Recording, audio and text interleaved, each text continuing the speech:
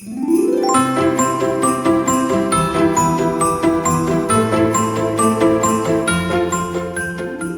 back to Stacy So-and-So and day 23 of Vlogmas. It's been a little bit of a crazy busy morning.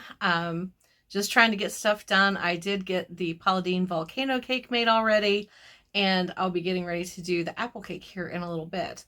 But last night, as I was sitting around and feeling really good about having all of my sewing done, I decided to work on this little slow stitch sample that I've been, it's just one of those little things I kind of play with every now and then when I just want to sit down and relax. And so I sat down and put on one of my favorite YouTubers and was just sitting there watching her slow stitch while I worked on this. And my mind was starting to wander. And then I realized I still had one more thing to sew for myself. I always put my sewing off, anything for myself, off till the very end. And I have been known to forget, but as I was starting to organize like what I need to pack, because we will spend the night at my parents' tomorrow, I realized I did not make my tunic top to go with the sweater that I plan on wearing tomorrow for church and for Christmas Eve. Now, I did make the tunic, which you probably saw about a month ago now, but I was going to wear that on Christmas Day. So, while my apple cake is baking, I will be making my shirt. So I hope you decide to hang out. I am going to go step by step as I make the apple cake. So if you're curious about how to make one, stay tuned.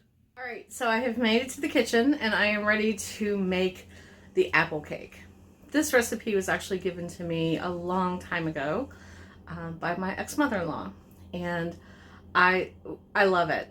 It's just so delicious. It's great warm, but my favorite way to have it is actually chilled with a dollop of whipped cream on top. But like I said, it's great warm. You could put a little ice cream scoop on the side, drizzle some caramel sauce on it, or have it by itself. It's really just, it's a very simple and delicious cake to make. So let's get started. Okay, so first we are going to start with 2 1/4 cup of flour. I already have 1 cup in here. I have my other one already together, so we're going to put that in, plus the 1/4. Okay. Next, we are going to add 1 cup of sugar. So let's get the sugar. And now you could probably substitute in brown sugar, but it does call for just basic white sugar. So let me get this together and we'll be back. Okay, so we have 1 cup of white sugar, and that goes in. Now we are going to add 2 tablespoons of cinnamon.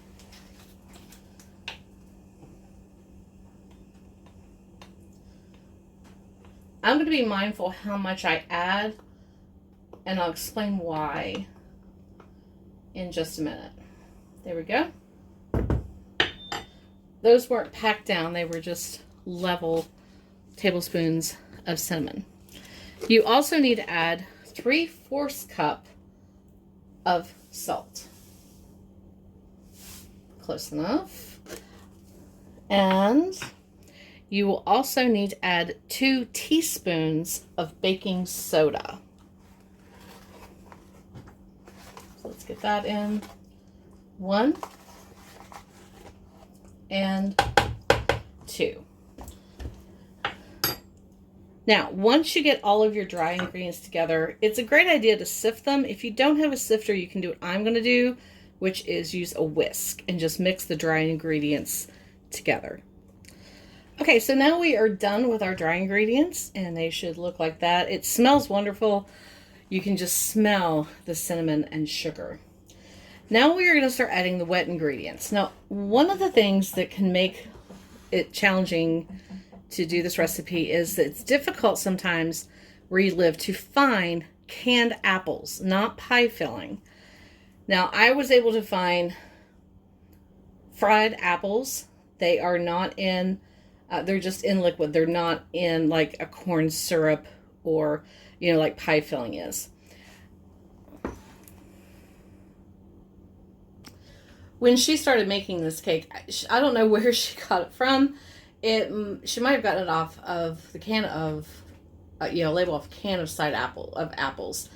So in her recipe, she never wrote down anything outside of a can of apples. But we all knew that they were just canned apples, which they can still be found. A lot of times you will find them at, I've found them at Walmart. I found these at Aldi. But the straight canned apples are usually made by Musselman's or Lucky's. And I have also in the past had luck getting them from Amazon. If you don't have, you can't find canned apples, but you can your own, you're good. Now, the size of, from knowing the size of the Musselman's canned apples that she used, I know I'm going to need both of these. However, I'm only going to need, because you put the whole can in, liquid and all, but one of these cans I'm going to use half the amount of liquid, because otherwise your cake will be too wet. So it's just something to think about. So let's get back to it. You're going to need 2 eggs. I go ahead and give mine a little whisk, just that way they blend in a little bit better. I'll set that in the sink. And then here's 1 can of my apples, juice and all. And that's why I was going to be careful about how much of the cinnamon I was going to add, because the fried apples already have some cinnamon in them. So 2 full cans of the 14.5 ounce, but only use 1 with all the juice and 1 with half of the amount of the liquid. So for now, I'm going to set these aside, rinse my hands off because I'm sticky. Then you will need 1/2 cup of vegetable oil, or whatever kind of oil you prefer.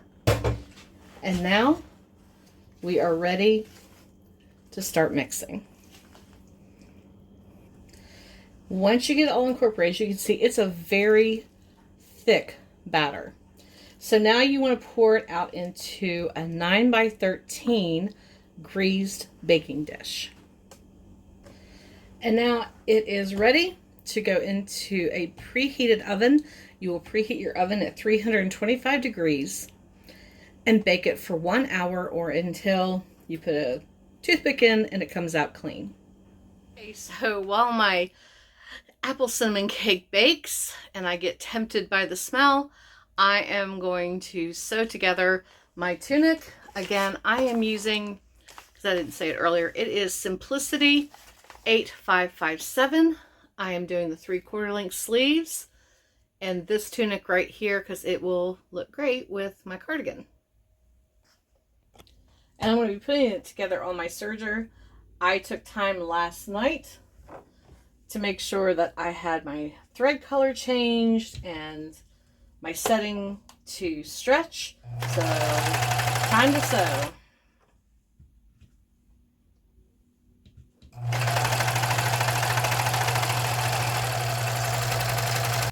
Okay, front and back sewn together.